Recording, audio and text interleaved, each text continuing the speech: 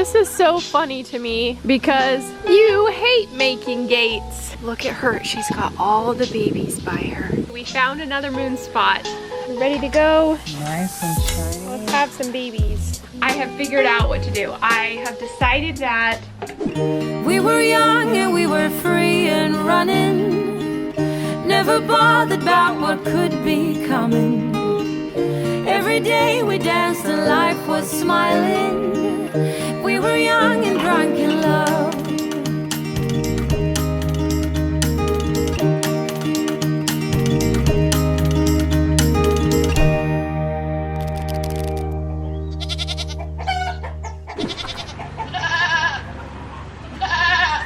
if you guys want to know the real reason why I was mad that Cricket didn't have a doeling, it's because she's loud and I was planning on moving her along. I know some of you love Cricket and it's not that I don't like her, she's just loud.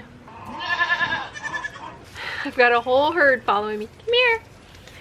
All right, fine, we're keeping her. This is Sophia, feeding her a cold bottle of milk because the cold actually helps her slow down. She is a very, very fast eater. That can be really bad for goats because they can get tummy upset from that. So in general with older kids, we start feeding them cold milk and that helps because they love to chug it down.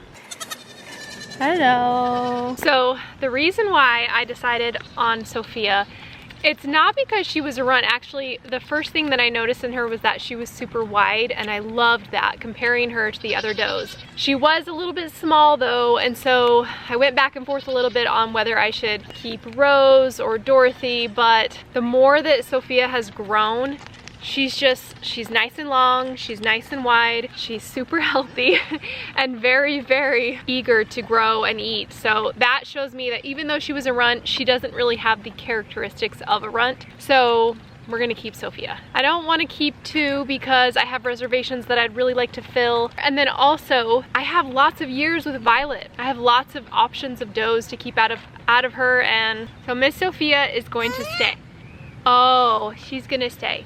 And we're gonna tell the difference between her and her mom because Sophia doesn't have any white on her, except for the milk mustache. Lydia just texted and said, do you wanna pay for your sick daughter's Chipotle? Of course I do. Of course I wanna pay for her Chipotle. Lydia's up at NAU right now and she has a little cold, but of course I'm gonna pay for her Chipotle. It has been tough for Violet to feed her kids. They really don't give her a break. And so it's nice to come out and feed little Sophia here. Look at these little mongrels. Violet's trying to, come here. You can't keep going around. They all get fed by Violet, all except for that little white one. Oh my goodness, let Blanche have some. Okay guys, it's time to refill the honey jar. Here's where we are. If I can get it up. The line is about halfway. So we're about halfway done with the honey bucket, if you can believe it. Now honey never expires. And growing up, my family did this where we bought a big 5-gallon bucket of honey and we would just eat off of it until it was gone. So now I'm doing the same thing, except now that I don't have kids at home, it's taking us a lot longer to get through this bucket. I'll have to go look it up and see when I bought this bucket. I think it's been more than 2 years, at least 2 years. Desert honey tastes so good. I think it's top tier. All the wildflowers, the citrus blossoms, all the cactus blooms. All right, I always overfill this, so I'm not gonna fill it too much this time. Look how beautiful that is. The problem is you don't want any moisture in here, so while I want to wipe down all the sides, I really shouldn't because any water in here is gonna mold. And this is perfect timing because I have a brand new recipe that I'm gonna try today with this honey and the lemons that we harvested from our front tree a couple months ago. This video is sponsored by Craftsy. You guys know I love to cook, but I am laughably bad at baking, like bad. I suspect it's because I never measure anything. No, I know it's because I never measure anything. But I think part of it is because I haven't actually mastered certain techniques of baking. And so I'm more than excited to share with you guys something fun that I found. It's called Craftsy, and they offer over 2,000 classes with step-by-step instructions on how to master all types of skills. So there are classes on baking, which I'm diving deep into, but there's also so much more. If you're a crafty person, this is the spot for you. There's classes on knitting, crocheting, quilting, sewing, cooking, cake decorating, painting, drawing, and more. So here's what I did. I'm working my way up to the croissant. I have not got there yet. I started out with learning a little bit about artisan bread baking, like real artisan bread baking, where you bake the original Struan bread from Scotland. And currently my obsession has been doing the healthy baking course because, as you guys know, I have some substitutions I have to make when I'm baking, and it was so perfect because the class on smart baking substitutions by Michelle Dahl had honey sweetened lemon bars, which was perfect because I have a ton of honey and I have lemons in my freezer waiting to go that we harvested this year from our lemon tree. But eventually, you guys, I'm gonna work my way up to learn how to make an actual croissant. Craftsy has a ton of instructional videos by talented experts. They have step-by-step demos. There's also live streaming tutorials, so you can hop on those to get tips or engage with the community on Craftsy. So if you're interested, you can try it out for yourself. The first 1,000 people to click on the link will get a full year of premium membership to Craftsy for only $1.49.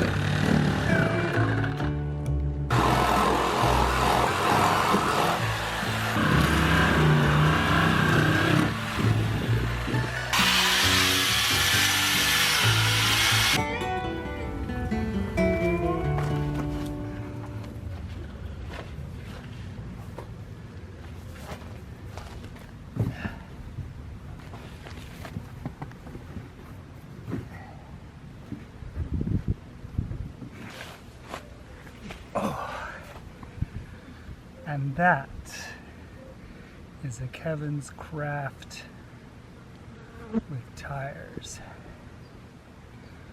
Oh, so easy.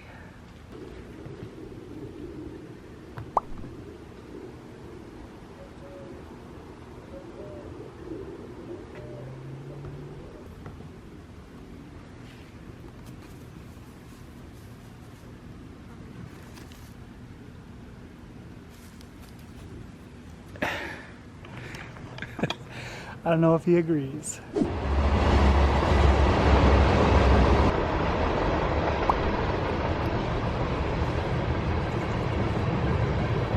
Okay, we've got big Reeba on the stand. They never look good on the stand. Don't judge anything when they're on the stand. We listen and we don't judge on the stand. Got lots of fluff here. Lots of fluff coming out.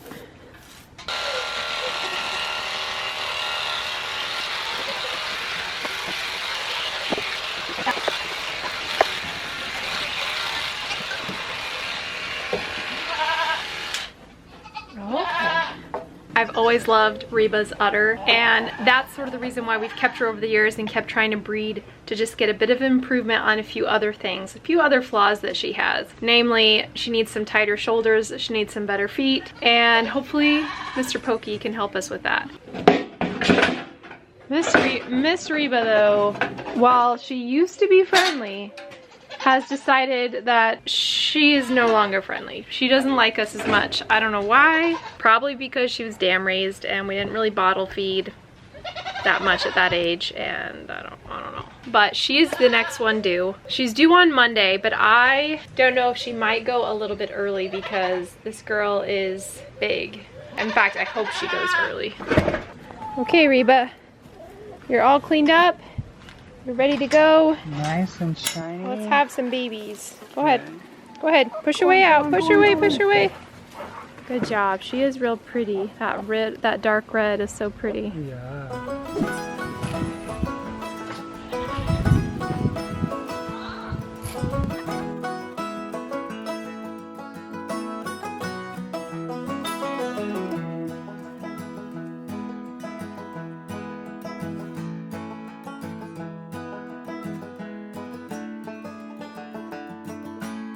This is so funny to me because you hate making gates and now you're making gates. More gates. Okay, so finally after 16 years, 17 years living here, we have realized that we have some goats that need to be put on pasture or grass and some goats that need the alfalfa treatment. Sometimes it's just some chubby goats like Cricket over there stuffing her face, and sometimes it's the older goats like Luna and Willow that really need to just be on a grass diet. The alfalfa's a little rich for them and their joints. Recently we've put Luna and Willow in Pokey's pen because they have been bullying some of the smaller goats like Wednesday, some of the smaller milkers. But then that meant we had to put Pokey way over in this back little pen, which we don't like. So this is the solution. Kevin's gonna use these panels that we have and he's gonna build this like diagonal fence across, and it's just temporary so we can always change it. Then that way we can do some switcheroos when we want to. This is Wednesday and she's so beautiful.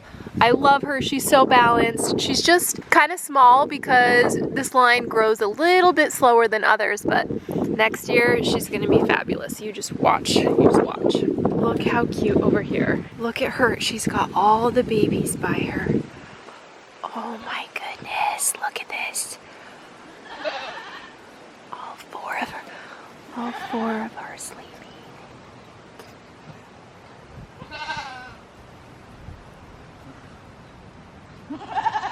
And then over here, River's got her two boys that are sleeping. Oh my gosh, River, they're so cute. And then Cricket, where are your boys, Cricket? Oh, they're over here. They're sleeping under the hay feeder. So I think this would be a good way to kind of divide it in half, sort of more like thirds. So this will be like a third of it, and then this other side is really big. Kind of hard to see from this side. This whole area is nice and big, and as this grass comes in, the grass eaters should be able to eat it. Now, goats are browsers, not grazers. That means that they do not like to eat grass. They like variety. It doesn't mean that they can't eat it, it's that they prefer not to. And since we have to put alfalfa out for our milkers, the freeloaders, the fatties, they get to eat it. And that's been a situation we've had sort of a problem with for a long time. And so this year, we're gonna finally remedy it and have diet side and non-diet side. The way that you can get goats to eat grass is obviously put them in a pasture, but you can also supplement them with other things that help satisfy their foraging needs. So we'll give them lots of branches and different cuttings. They'll also get extra alfalfa that's left over from them eating over here. So they'll still get a little bit, they just won't have the ability to eat it all. Hello? You out in the sun? It's kind of chilly out here. Our weather just dropped, and of course it was on the day that the day after Kevin shaved Daphne. Now we decided to shave her down because I want to get some really good pictures of her. Okay, we found another moon spot. And we were examining this little dude. Hold on. He had one, where is it? I'll circle it on the camera. Right there, one little moon spot. He's still got the two on his face.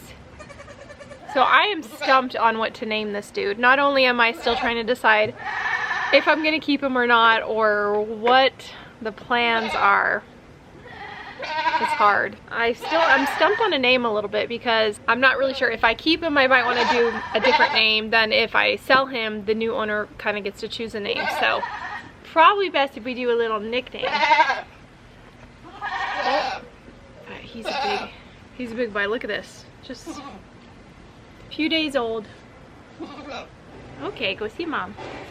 I want to get nice pictures of Daphne this year when her udder is filled and not wait till the show season. So the goal is going to be to let her grow out. The black goats tend to take longer to grow out and look nice. So let her grow out, and then right about that time it'll be perfect to take some udder shots. You're pretty cute with your little boy. Your little AI baby. All right, we normally don't weigh the goats, but we wanted to see how big he is because he's only 5 days old and he looks massive. Let's see, goat. Okay, can you put it in there so I can do this one-handed? Maybe. Okay. Okay, go ahead and put him down. Okay, go ahead. Hold it, hold it, hold it. Okay, well he's already 7 pounds. Oh my gosh. On day 5. 5 days old and he's a monster. How you doing? All right, a bunch of you have been asking for a cricket update. We're gonna check out her udder, although the kids have been nursing on her all day. So this is what it looks like with kids on her. It's not too bad. In fact, I took some pictures a few days ago and this is what it looks like. And we're about 3-4 weeks out after she kidded, maybe 3 weeks. So it's not too bad. It's actually kind of straightening out. Improved from honey. Yeah, it's definitely an improvement. So the plan with cricket. I have figured out what to do. I have decided that I don't want to give up on the Tilly line, but I have a new plan.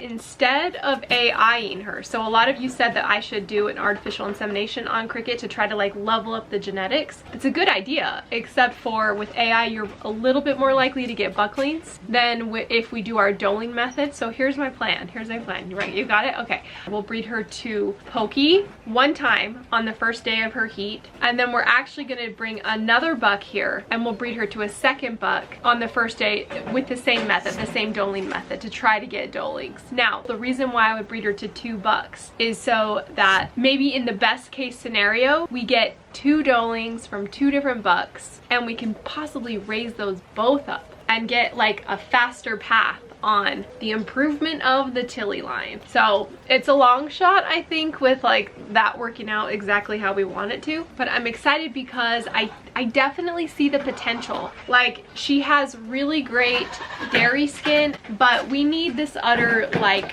up here in the rump. We need it bigger, we need it more well attached, we need better attachments overall, and then we need to lose some of this condition, not make her so meaty, and make her a little more dairy. So she needs to be just a little more putting her energy into the milk production instead of her putting energy into keeping this really fat, beautiful body. So that's the goal, and I think that's a great plan. We're gonna stick with that. We'll stick with cricket another year and that'll be fun. We'll see how that turns out. This one has the cutest face. So cute. So a few of you have asked, why don't we just raise up a buckling from cricket and go with the Tilly line that way? And I answered it in the comments, but I just wanted to say it right here real quick. Anytime you keep a buckling and you choose to breed that buckling, it's 2 years from when you get to see the result of the udders he produces. So let's say we kept him, bred him in the fall, he has kids from whatever doe in the following spring, and then we have to raise that one up and wait an entire year to see the udder from his daughter that he produced. So whether we wait and breed cricket again and wait till next year, or whether we save a buckling, it's still the same amount of time. It's not like faster to keep a buckling. Does that make sense? So I'd prefer to go with a doling instead of go with buckling, because raising him up, letting him breed one doe, then castrating him is gonna be a lot more money. It's gonna cost maybe $300 at the vet to castrate him as an older buck. And so anyway, it'll just end up costing more money, but being the same amount of time to see the next udder in the line. Huh, but he's so cute. Look at this cute face. This is a cute Tilly face. I love it. They just have the cutest little faces. Well, we still have both kitties here. Noodle is here. I don't know where Doodle is. She kind of hides, but oh, there she is. They come hang out. We haven't actually seen them catch a mouse yet.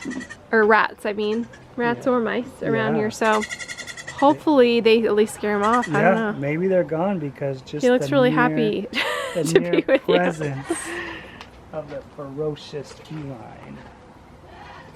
Alright guys, thanks for joining us in today's video. Goats are screaming. It's almost time for night chores. But I just wanted to say we've got 2 more coming up. So we've got Reeba and Twyla who are due soon, but Reeba's up next and we're gonna be watching her closely over the weekend, and I will let you know on social media and all the different avenues if we see anything at all. Sometimes I get tired of the long utter updates and how it goes on for days and days, so I would prefer to hold off and wait till I see some kind of movement first. But hopefully in the next video we'll have some fun babies for you guys, and hopefully, I'm just gonna say it, a doeling to keep, please.